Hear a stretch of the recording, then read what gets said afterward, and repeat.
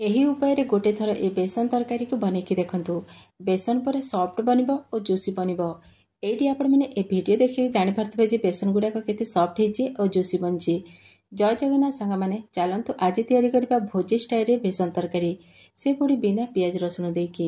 ତାହେଲେ ଚାଲନ୍ତୁ ଡେରି ନ କରିକି ଆଜିର ରେସିପିକୁ ଆରମ୍ଭ କରିବା।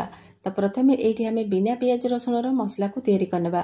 ସେଥିପାଇଁ ନେବା ଗୋଟେ ଛୋଟ ମିକ୍ସିଂ ଜାର, ସେଥିରେ ଦେବା ଛୋଟ ଖଣ୍ଡେ ଅଦା କାଟିକି, ଗୋଟେ ବଡ଼ ସାଇଜର କଟା ହେଇଥିବା ଟମାଟୋ, 2ଟା କଞ୍ଚା ଲଙ୍କା। ଆପଣମାନେ କେତିକି ରାଗ ଖାଇବେ ସେ ହିସାବରେ କମ୍ ବେଶୀ କରିପାରିବେ। ତା ସହିତ ପକାଇଦେବା 2ଟା ବଡ଼ ଅଳିଚ, ଛୋଟ ଖଣ୍ଡେ ଡାଲଚିନି ଓ 4ଟା ଖଣ୍ଡେ ଏଇଠି ପକାଇବା ଗୁଜୁରାତି।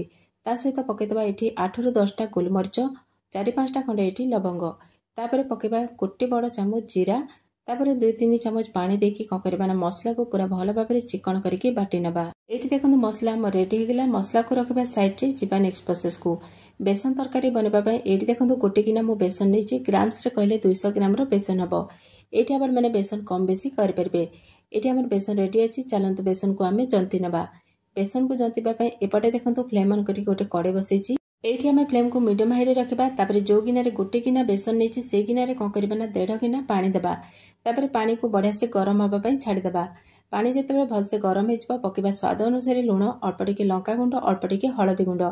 ହଳଦୀ ଗୁଣ୍ଡ ପକାଇଲେ ବେସନର କଲର୍ ବହୁତ ବଢ଼ିଆ ଆସିଥାଏ। ତାପରେ ପକାଇବା ଅଳ୍ପ ଟିକେ କରି ପାଉଡ଼ର, ଅଧ ଚାମଚ ଖଣ୍ଡେ ମେଥିପତ୍ର। ମେଥିପତ୍ର ନିଶ୍ଚୟ ପକାଇବେ, ବେସନର ଟେଷ୍ଟ ବହୁତ ବଢ଼ିଆ ଆସିବ। ତାପରେ ଅଳ୍ପ ଟିକେ ଖାଇବା ସୋଡ଼ା ପକାଇକି ଏସବୁକୁ ଗୋଳେଇ ନେବା ଓ 1 ମିନିଟ୍ ପର୍ଯ୍ୟନ୍ତ ପାଣିକୁ ଟିକେ ଫୁଟିବା ପାଇଁ ଛାଡ଼ିଦେବା। ଏଇଠି ଦେଖନ୍ତୁ ପାଣି ଫୁଟି ଆସିଲାଣି। ଏବେ କ'ଣ କରିବା ନା ଫ୍ଲେମ୍କୁ ଲୋରେ କରିଦେବା ଓ ଯେଉଁ ବେସନ ରଖିଥିଲେ ବେସନକୁ ଏ ପାଣିରେ ଚାରିପଟେ ଏମିତି ବୁଲେଇକି ପକାଇବା। ଏକାଥରେ ଗଦା କରିକି ପକାଇବାନି, ଏମିତି ହାତରେ କ'ଣ କରିବେ ନା ଚାରିପଟେ ଏମିତି ଛେଞ୍ଚିକି ପକାଇବେ, ଯେମିତିକି ବେସନଟା ଭଲ ଭାବରେ ଜନ୍ତି ହେଇଯିବ। ଏଇଠି ଫ୍ଲେମ୍କୁ ବିଲକୁଲ ବି ହାଇ କରିବେନି, ଫ୍ଲେମ୍କୁ ପୁରା ଲୋରେ ରଖିକି ବେସନକୁ ଭଲ ଭାବରେ ଜନ୍ତି ନେବେ। କିଛି ସମୟ ପରେ ଦେଖନ୍ତୁ ବେସନ ବହୁତ ବଢ଼ିଆସେ ଜନ୍ତି ହେଇଗଲାଣି, ପୁରା ଶୁଖିଲା ହେଇଗଲାଣି। ଏବେ କ'ଣ କରିବା ନା ଫ୍ଲେମ୍କୁ ଅଫ୍ କରିଦେବା ଓ ବେସନର ଯନ୍ତଣୀକୁ କ'ଣ କରିବା ନା ଗୋଟେ ଥାଳିରେ ବାହାର କରିନେବା। ବେସନର ଯନ୍ତଣୀକୁ ଥାଳିରେ ରଖିବା ପୂର୍ବରୁ କ'ଣ କରିବା ନା ଅଳ୍ପ ଟିକେ ତେଲ ନେବା ଓ ଥାଳିର ଚାରିପଟେ ଏମିତି ଲଗାଇ ନେବା। ତେଲ ଲଗାଇବା ଦ୍ୱାରା କ'ଣ ହେବ ନା ଯେଉଁ ଯନ୍ତଣୀଟା ଥାଳିରେ ରଖିବା ସେ ଯନ୍ତଣୀ ଆଉ ଥାଳିରେ ବିଲକୁଲ ବି ଲାଗିବ ନାହିଁ। ତ ଏଠି ଦେଖନ୍ତୁ ଯନ୍ତଣୀ ସବୁକୁ ଥାଳିରେ ମୁଁ ଦେଇଦେଇଛି। ଏବେ କ'ଣ କରିବା ନା ଅଳ୍ପ ଟିକେ ତେଲ ହାତ କିମ୍ବା ପାଣି ହାତ ହେଇକି ତାକୁ ହାତରେ ଟିକେ ଏମିତି ପ୍ରେସ୍ କରିକା ସେଟ୍ କରିନେବା ଆଉ ଗୋଟେ ରାଉଣ୍ଡର ସେପ୍ ଦେଇଦେବା। ଏଇଠି ଦେଖନ୍ତୁ କେତେ ବଢ଼ିଆସେ ରେଡ଼ି ହେଇଗଲା। ଏବେ କ'ଣ କରିବା ନା ଆକୁ 5-10 ମିନିଟ୍ ପର୍ଯ୍ୟନ୍ତ ଟିକେ ଥଣ୍ଡା ହେବା ପାଇଁ ଛାଡ଼ିଦେବା।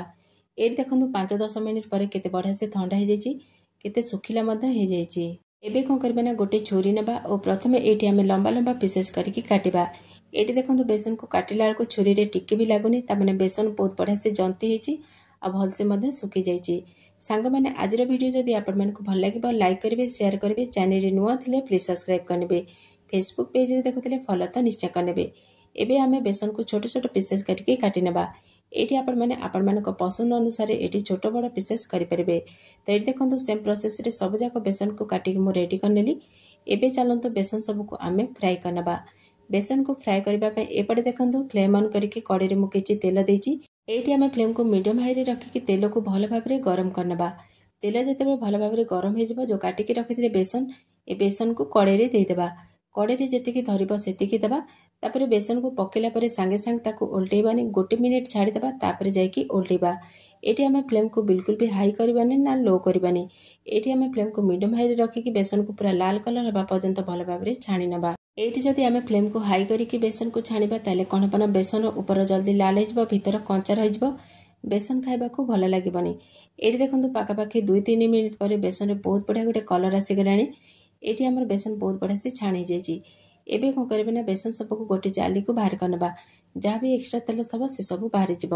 ତ ଏଇଠି ଦେଖନ୍ତୁ ଗୋଟେ ଜାଲିରେ ମୁଁ ବାହାର କରିଦେଇଛି। ଏବେ ଆମେ ସେମ୍ ପ୍ରୋସେସରେ ସବୁଯାକ ବେସନକୁ ଛାଣି ନେବା। କିଛି ସମୟ ପରେ ଦେଖନ୍ତୁ ସବୁଯାକ ବେସନ ଏଇଠି ଆମର ଛଣା ହେଇଯାଇଛି, କେତେ ସୁନ୍ଦର ଦେଖାଯାଉଛି। ଏବେ ଯିବା ନେକ୍ସଟ ପ୍ରୋସେସକୁ।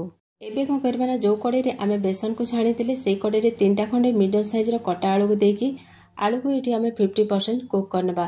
ଏଇଠି ଆମେ ଫ୍ଲେମ୍କୁ ମିଡ଼ିୟମ୍ ହାଇରେ ରଖିକି ଆଳୁକୁ ବଢ଼ିଆସେ ଛାଣି ନେବା। କିଛି ସମୟ ପରେ ଦେଖନ୍ତୁ ଆଳୁ ବହୁତ ବଢ଼ିଆସେ ଛାଣି ହେଇଗଲାଣି, ତାକୁ ଗୋଟେ ପ୍ଲେଟ୍ରେ ବାହାର କରିନେବା। ଏବେ ଯିବା ନେକ୍ସଟ ପ୍ରୋସେସକୁ। ଏବେ ଆମେ କ'ଣ କରିବା ନା ସେଇ କଡ଼େଇରେ 2 ଚାମଚ ଖଣ୍ଡେ ତେଲ ରଖିକି ଆଉ ସବୁ ତେଲକୁ ବାହାର କରିନେବା। ତେଲକୁ ମିଡ଼ିୟମ୍ ଫ୍ଲେମ୍ରେ ଗରମ କରିକି ଅଧ ଚାମଚ ଜିରା, ଗୋଟେ ତେଜପତ୍ର ପକାଇକି ଟିକେ ଭାଜି ନେବା। ଟିକେ ଭାଜି ହେଇଗଲା ପରେ ଏବେ କ'ଣ କରିବା ନା ଯେଉଁ ମସଲାକୁ ବାଟିକି ରଖିଥିଲେ ସେ ମସଲାକୁ କଡ଼େଇରେ ଦେଇଦେବା। ତାପରେ ଟିକେ ଗୋଳେଇ ନେବା। ଏବେ ଆମେ ଏଥିରେ ପକାଇବା ଅଧ ଚାମଚ ଖଣ୍ଡେ ଏଇଠି ହଳଦୀ ଗୁଣ୍ଡ, अध चामच लंका गुंड आपण मैंने केतिकी राग खाइबे से हिसाब से कम बेसी करें। तापर गोटे चामच ये आम धनिया पाउडर पकेबा। तापर 2-3 चामच पानी पकेबा। ये आम जीरा पाउडर दबानी जेहेतु आम मसला गोटा जीरा बाटी देते। तापर मीडियम फ्लेम रे मसला को ये आम 2-3 मिनिट पर्यंत भल भाव में कषि नबा। ये देखो पाखापाखि 3 मिनिट हो गलानी मसला बढ़िया से कषि हो गलानी। मसला तेल छाड़ा आरंभ हो जाए। एबे कौन करबा ना जो आलू को छाणिकी रखिते से आलू को ये देदेबा और मीडियम फ्लेम रे 1 मिनिट पर्यंत आलू को ये आम मसला सहित बढ़िया से कषि नबा।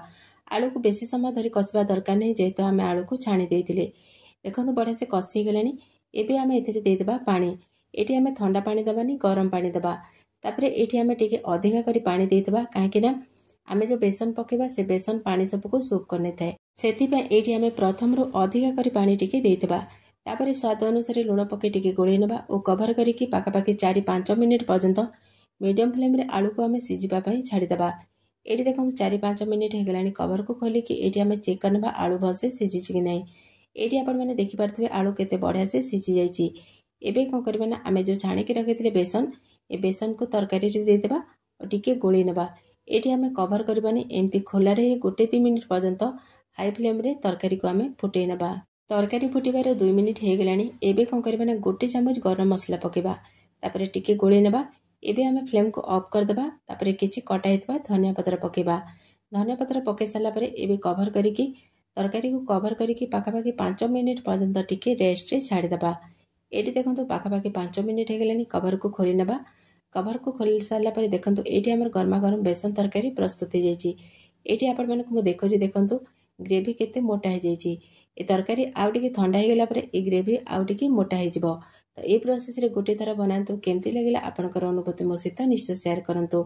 एठी आपण माने देखि पारथिबे बेसन गुडा को केते सॉफ्ट हेछि और जूसी हेछि। आज रे बिना प्याज रसुन रो बेसन तरकारी संगे रे आपण माने भात रोटी पूरी पराठा जहाँ भी खाइबे बहुत बढ़िया लागिबो।